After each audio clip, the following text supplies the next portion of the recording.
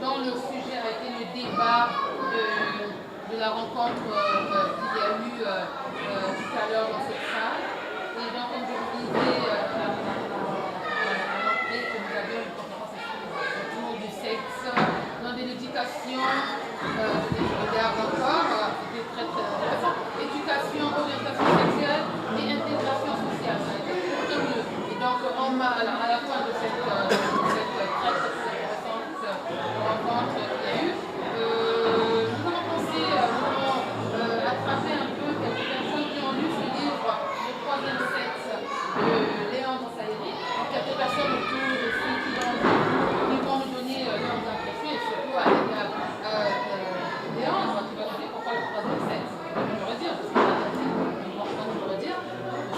Donc, il y a moi, Marie Muzango, et je suis accompagnée de ma collègue Adélie Koronabo. Et puis, donc, je laisse la parole à chacun de se présenter. Donc, à côté de Nadine.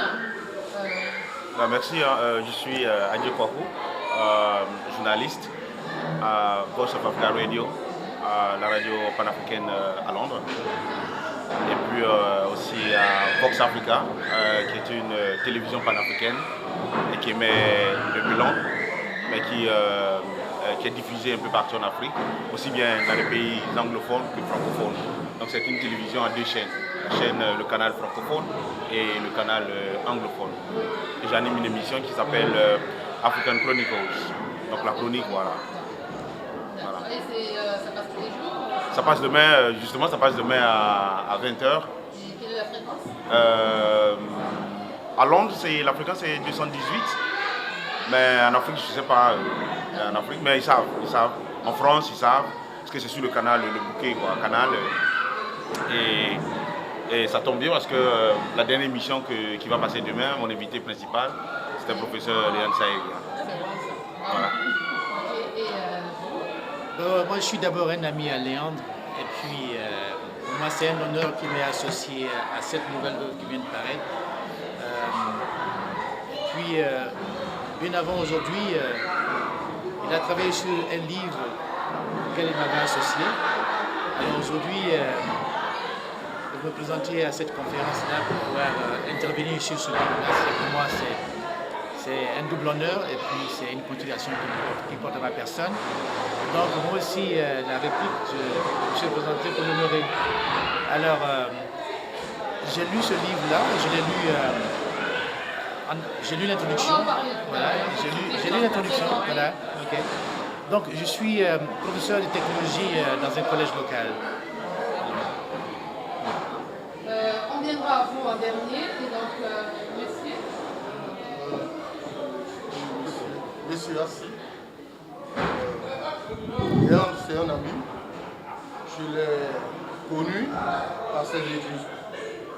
Et le premier bouquin que j'ai lu de lui, c'est le bouquin, le livre ouvert, la lettre ouverte aux noirs qui ne lisent pas.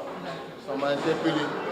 Et ça m'a donné l'occasion de voir de quoi il s'agissait. Je l'ai lu avec vraiment plaisir. Donc, j'ai lu ce livre avant même de faire sa connaissance. Et un jour, j'étais à Paris, j'étais allé rencontrer un ami, que je dirais, qui est notre ami commun. Je l'ai vu et puis il me l'a présenté. Il me dit, voilà, c'est ce monsieur-là qui a écrit le bouquin. Je lui dis, mais tiens, je cherchais à le voir, parce que ce bouquin m'a plu. Là on a changé quelques idées, et puis on a sympathisé. Donc depuis ce jour, on a décidé de se revoir et j'ai demandé à ce qu'on réédite ce même bouquin pour donner... Et qui a financé. Que j'ai financé. Il a financé la réédition de ce livre. La réédition. Donc moi j'ai pris une centaine et je l'ai distribué aux membres de mon association. Gratuitement. Gratuitement. Je dis bon, parce que quand on a la connaissance, on a moins de préjugés. Parce que la nourriture de l'ouverture d'esprit, c'est la lecture, la culture. Quand on a cette culture-là, on n'a pas de médisance. Parce qu'on ne peut pas parler de quelque chose qu'on ne connaît pas, qu'on ne maîtrise pas. C'est ça qui a fait que depuis ce jour, j'ai regardé mes relations. Je dis c'est un grand homme, c'est un homme de culture. Il a écrit pas mal de bouquins. Il y a certains que je n'ai pas pu lire et qui m'a dit, bon, par exemple, le Code noir de Louis XIV. Ça, jusqu'à présent, il ne l'a pas encore donné parce que il m'a dit que c'est épuisé. Donc, c'est comme ça que je me suis rapproché à Léon, qui est devenu un grand ami. Mais, au moment où il a écrit ce bouquin, il m'a informé pour que je sois le parrain. Donc, je suis venu de Paris en tant que parrain pour le soutenir. Ce qui a fait que l'objet de ma présence, c'est l'invitation. Très bien, merci. Et donc, voilà, pour les personnes qui ont bien accepté, qui ont bien voulu prendre part à cette petite table ronde. Et donc, nous sommes aujourd'hui samedi 7 juin. Et voilà, Londres. Et nous allons donc demander à Léandre, notre vedette de ce soir, de se présenter. Enfin, vedette, c'est trop dire, mais bon, je crois que... D'abord, je dois dire que je suis heureux de votre invitation. Et ensuite, je suis heureux ce jour particulièrement parce que mon livre a permis de créer un événement. Ça a été au centre de la rencontre que nous avons eue aujourd'hui. On a eu des intervenants qui sont très brillants, qui étaient à la hauteur du sujet, qui ont dit de très bonnes choses. Et on a eu également un débat qui a été très enrichissant. Donc je dois dire que je suis satisfait de ce qu'on a fait. Il y a eu le point d'ombre qu'on peut signaler, c'est le public. J'aurais bien voulu qu'il y ait eu plus de monde, qu'on soit plus nombreux. C'était la crème qui était là. Ouais. Quand on veut la crème, on n'a pas beaucoup, mais il y avait du monde. Il y avait du monde et du beau monde. Il y avait du beau monde. Du beau monde. On n'avait pas besoin de multitude, mais on avait besoin de gens beau monde. La qualité y était.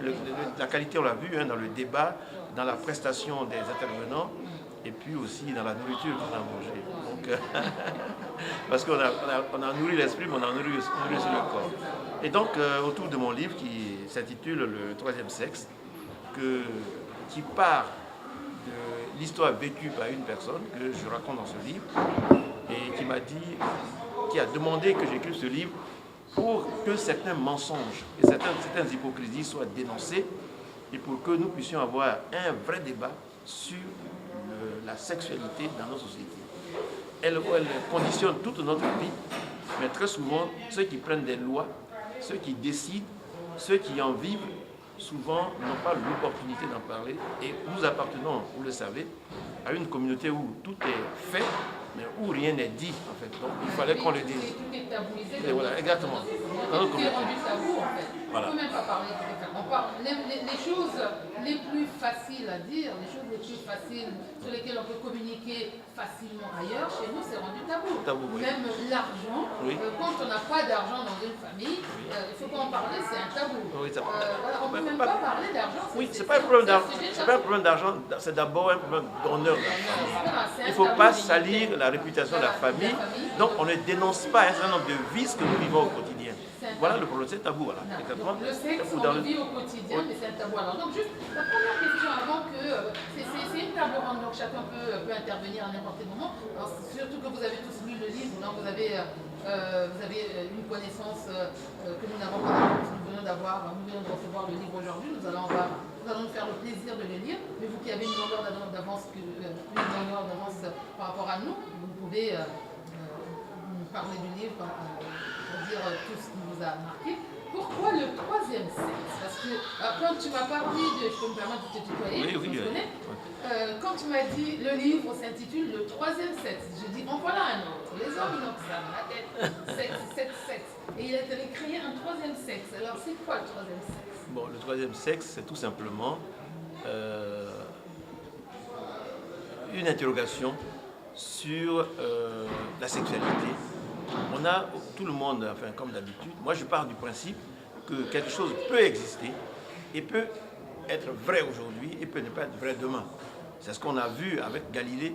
Quand tout le monde croyait que la Terre était plate, Galilée est venu, il a dit la Terre est ronde. Bon, alors aujourd'hui, nous connaissons que... Il y en a qui ont dit que la Terre est globale. Bon, ça oui, voilà. Bon, mais le problème, c'est quoi? Alors aujourd'hui, on ne connaît que le sexe masculin et le sexe féminin. Et pourtant, il y a une catégorie d'hommes qui ne sont ou ni femmes, ni hommes, ou bien qui sont hommes et qui se comportent comme des femmes, ou bien qui sont des femmes et qui se comportent comme des hommes. Des gens donc qui sont ou masculins, enfin, masculins et avec des comportements féminins, ou féminins et avec des comportements masculins. Ou bien ils sont les deux à la fois, femmes et hommes à la fois. Alors, toute cette catégorie d'hommes-là, est-ce qu'on peut dire que c'est le troisième sexe? Donc la question, le titre vient de ce fait que le personnage principal, Monsieur C, comme je l'ai appelé, toute sa vie s'est posé la question de savoir s'il n'existe pas un autre sexe qui serait donc appelé le troisième sexe, en dehors du sexe masculin et féminin. Parce que l'histoire, et donc le livre, pose ce problème parce que lui, justement, est un garçon qui a été élevé comme une femme par sa mère et qui est devenu par la suite homosexuel. Donc je pose dans ce problème-là le problème de la responsabilité des parents dans l'éducation des enfants. Est-ce qu'ils ne sont pas responsables, à court terme ou à long terme, du comportement social de leurs enfants, de l'échec ou de la réussite de leurs enfants? Donc c'est une interrogation. Comment où placer toutes ces personnes-là qu'on ne peut pas catégoriser dans l'un ou l'autre des sexes, masculin ou féminin? Voilà d'où vient le titre, le troisième sexe. Donc, alors, est-ce qu'il existe un troisième sexe? Où serait-il placé et comment serait-il? En tout cas, la réponse est dans le livre. Maintenant, vous qui avez lu le livre, qu'est-ce que vous pensez de ce que l'écrivain vient de dire par rapport à l'existence d'un troisième sexe, par exemple? Ok, en ce qui me concerne, troisième sexe. Enfin, en ce qui me concerne, je n'ai pas la prétention de dire que j'ai déjà lu le livre en entier. J'ai commencé, je l'ai reçu il y a quelques jours. Et par rapport à mes activités personnelles, je n'ai pas eu le temps, mais chaque fois que je suis dans le bus en voyageant, j'ai pris le soin de le mettre, de l'avoir avec moi et de le lire. Qu'est-ce que je pense de l'œuvre? D'abord, pour moi, il y a la forme et il y a le fond. Okay, au niveau de la forme, j'ai des questions personnelles que peut-être que j'aurai l'opportunité d'en débattre avec, qu'il explique un peu, je vais dire, la couverture du livre, le graphique qui illustre ce livre-là, moi, a besoin d'être expliqué. Et puis, qu'est-ce qui a motivé le choix de la couleur que nous avons? Je pense que ce n'est pas anodin. Ça a dû être inspiré par quelque chose et dont peut-être il maîtrise les différents contours. Donc il faut que ce soit expliqué à ce niveau-là. Maintenant, parlons de l'intérieur du livre. J'avoue que je suis captivé par la simplicité avec laquelle, je vais dire, le livre a été conçu. Donc ça donne une certaine aisance de lecture. Quand j'ai commencé, voilà, je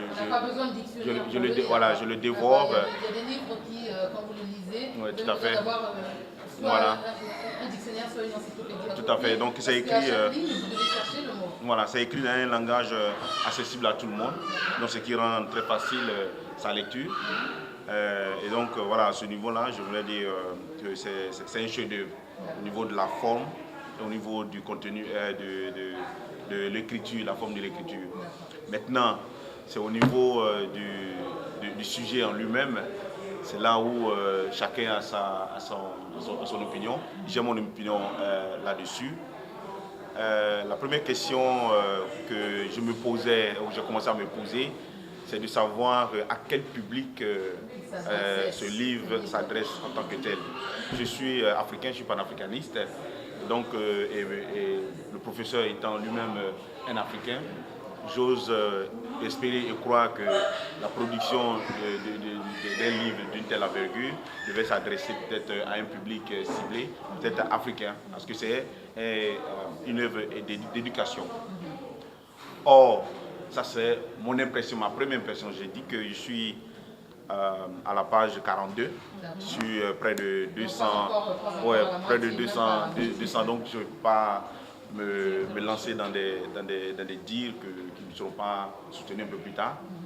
Mais je me pose un certain nombre de questions. Est-ce que ce bouquin du livre, d'abord par les personnages du livre, qui sont européens, je crois savoir, qui sont européens, et donc qui expliquent leur vie par rapport à comment est-ce qu'ils sont, le monsieur en question est arrivé à s'adonner à cette sexualité.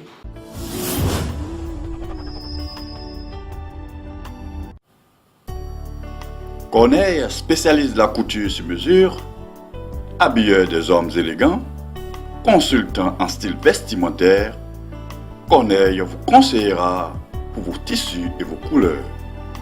Pour soigner votre élégance, messieurs, Corneille vous accueille en plein cœur de la City, mes à confrères, Londres. mes compatriotes, de passer par Londres, ici dans la City, là où je suis installé.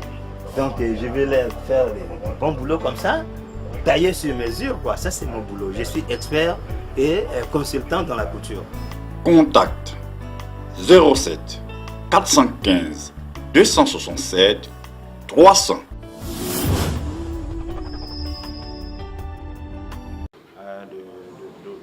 À l'homosexualité. Donc, alors, si je comprends bien, le troisième sexe, c'est l'homosexualité. Le livre, on parle d'homosexualité, c'est cela. Le livre parle par rapport à où est-ce que je suis en ce moment. Il retrace, je vais dire, c'est la vie d'un individu. Et les contours, les circonstances, les différents contours, les différentes circonstances qui ont conduit à sa sexualité à un moment donné. Parce qu'on passe d'une époque à une autre époque, à un moment donné, à sa sexualité. Quelles sont les différentes circonstances, les concours de circonstances qui l'ont amené à se retrouver dans cette logique-là. Okay? Donc c'est quelqu'un qui raconte sa vie. Et Pierre, qu'est-ce qu'il en dit? Lui qui a lu du début jusqu'à la fin, je pense qu'il Non, c'est pas le cas, c'est pas le cas, il faut qu'on ratifie ça déjà. J'ai parcouru quelques pages, j'ai lu l'introduction et j'ai discuté avec Léandre avant cette réunion-là.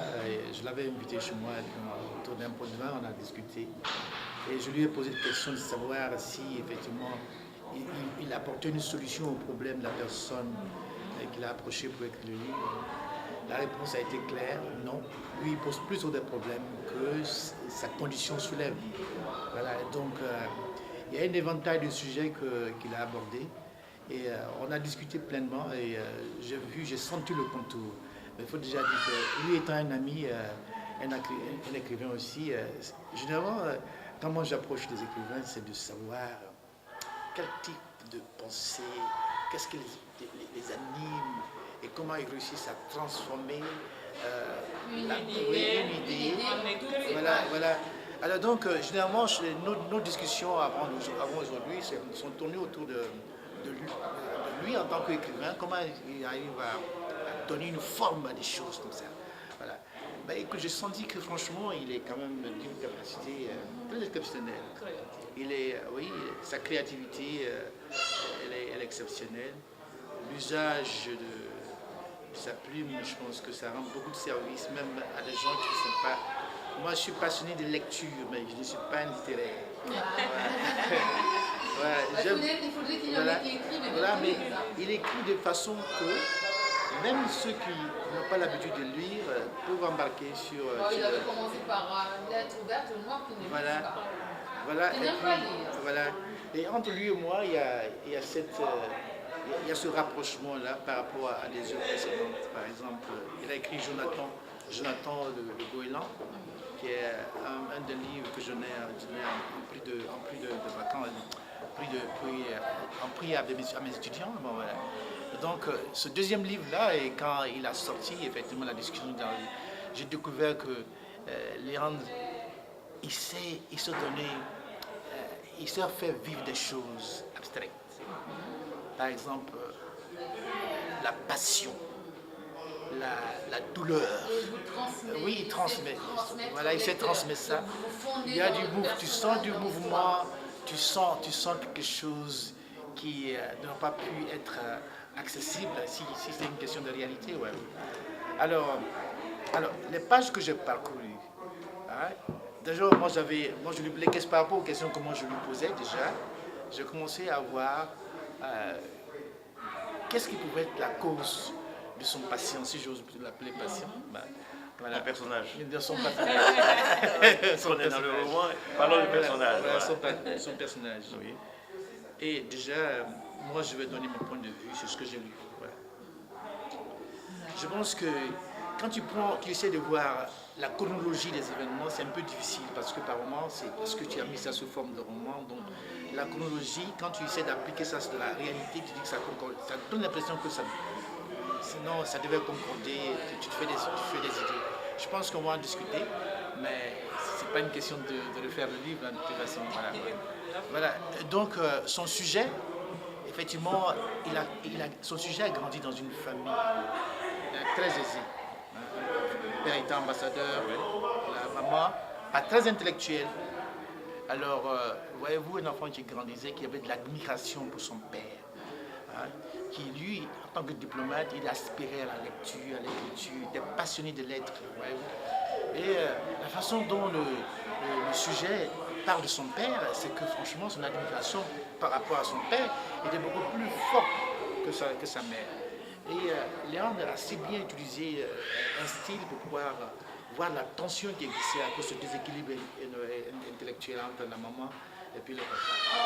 Voilà. Alors, aussi, il a si bien décrit la genèse de son problème. Ce qui l'a amené vers... Bon, d'accord, parce que je ne suis pas encore arrivé là-bas. Ouais, d'accord. Ok. Alors, ce jeune homme a été... sa mère voulait une fille.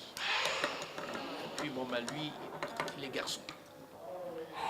Et sa mère... pratiquement. Sans nous raconter toute l'histoire parce que nous allons lire. Vous allez lire, mais ça dit que le fait que voilà, sa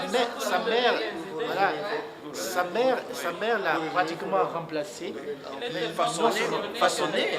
Mais ce que je retiens, parce que moi je vais argumenter à partir d'un autre contexte, le contexte biblique, tout ce qui est de genre, comment ça s'appelle, psychologie, tout ce qui est religion. Voilà.